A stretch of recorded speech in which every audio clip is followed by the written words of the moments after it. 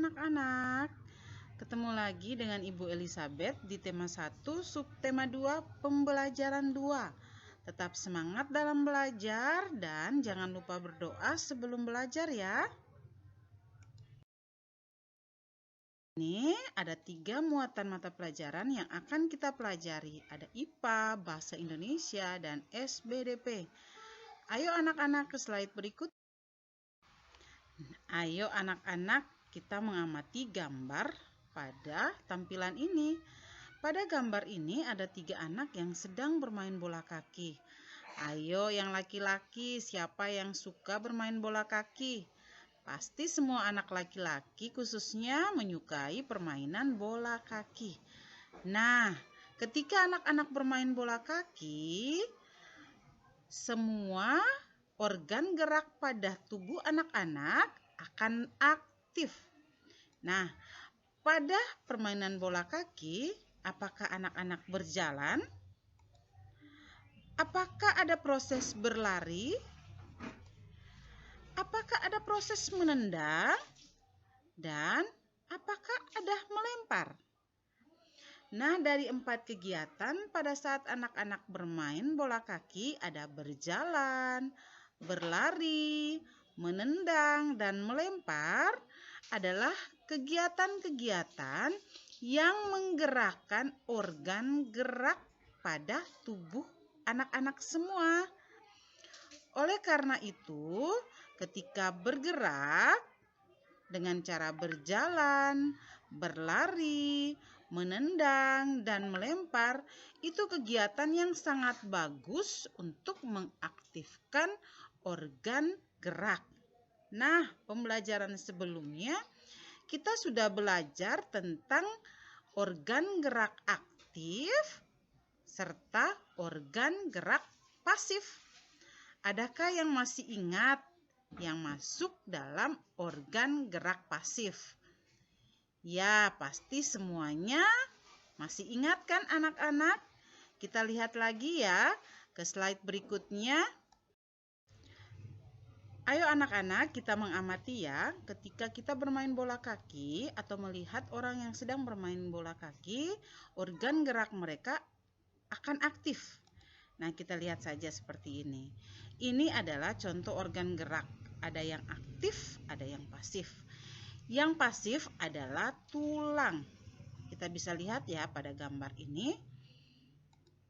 Nah, ini adalah organ gerak pasif pada manusia, gambarnya. Ini gambar tulang pada manusia. Anak-anak bisa melihat juga dalam buku siswa, gambar serta bagian-bagian pada rangka manusia, pada tulang manusia yang masuk dalam organ gerak pasif. Bisa lihat dari tengkorak, rahang bawah, tulang leher, tulang selangka, tulang belikat, tulang dada, sampai kepada pergelangan kaki. Anak-anak bisa melihat dengan jelas pada buku siswa ya. Kemudian nanti anak-anak akan menentukan bagian-bagian tertentu serta fungsinya. Oke anak-anak, sekarang kita lihat. Ini lebih jelasnya adalah gambar rangka pada tangan dan rangka tulang pada kaki. Coba perhatikan baik-baik ya. Anak-anak, nanti cocokkan kembali bagian-bagian mana yang masuk pada tulang lengan atas. Kemudian gambar yang mana yang menunjukkan tulang hasta. Gambar yang mana menunjukkan tulang pengupil.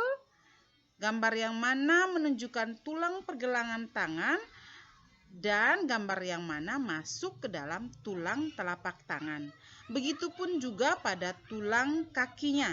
Anak-anak silakan menunjukkan atau menggambar garis halus yang menunjukkan mana yang termasuk tulang paha sampai kepada tulang jari kaki. Oke anak-anak, Ibu harap anak-anak bisa belajar walaupun belajarnya dari rumah, belajarnya secara mandiri, tapi Ibu yakin anak-anak tetap rajin belajar, bisa memahami semua materi yang Ibu sampaikan. Oke anak-anak, kita lihat lagi pada slide berikutnya. Oke anak-anak, setelah kita melihat nama tulang lengannya, tulang kakinya, sekarang kita berdiskusi ya. Ini Ibu ambil contoh beberapa tulang dan fungsinya. Tulang hasta berfungsi untuk mendukung aktivitas pergerakan tulang pergelangan tangan.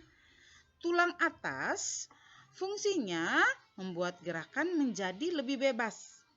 Tulang pengupil fungsinya menyatukan siku dan tulang pergelangan tangan. Tulang pergelangan tangan fungsinya untuk memberikan gerakan yang lebih bebas. Sedangkan tulang telapak tangan fungsinya mendukung aktivitas telapak tangan. Ini beberapa contoh fungsi dari tulang lengan yang Ibu sampaikan. Nanti anak-anak akan bekerja sama, berdiskusi dengan orang tua ataupun kakak di rumah untuk menentukan fungsi dari tulang-tulang yang lainnya. Ayo, siapa bisa? Pasti semua bisa ya anak-anak. Tetap semangat ya. Nah anak-anak, setelah kita belajar tentang tulang dan fungsinya, ayo kita membaca bacaan, kemudian menentukan ide pokok dari setiap paragraf. Jangan capek ya untuk menentukan ide pokok dari setiap paragraf. Nah, anak-anak silakan buka buku siswa halaman 69 dan 70 ya. Di situ ada bacaan tentang penyandang cacat yang sukses. Oke, di situ cerita tentang seorang penyandang cacat yang sukses. Anak-anak boleh membacanya dari paragraf 1, paragraf 2 dan selanjutnya, kemudian tentukan ide pokoknya. Nanti ini pun dikerjakan, ditulis di dalam buku tulis ya anak-anak. Setelah anak-anak menentukan ide pokok dari bacaan tadi, sekarang ayo kita mencoba. Anak-anak membuat model sederhana dari rangkah manusia berbahan dasar bubur kertas. Apa sih bubur kertas? Bubur kertas adalah kertas yang direndam dalam air dan menghasilkan bubuk kertasnya. Dari bubuk kertas tersebut, anak-anak bisa membuat rangka manusia ataupun membuat tulang lengannya atau tulang kakinya.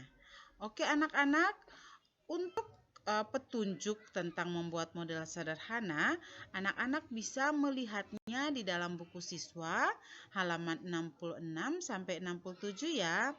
Ibu tunggu hasil kreativitasnya anak-anak. Tetap semangat. Kita sudah sampai pada penghujung pembelajaran kita hari ini. Tetaplah semangat. Mulailah mengejar mimpi-mimpimu dengan semangat belajar di setiap hari. Terima kasih, sampai jumpa pada pembelajaran selanjutnya.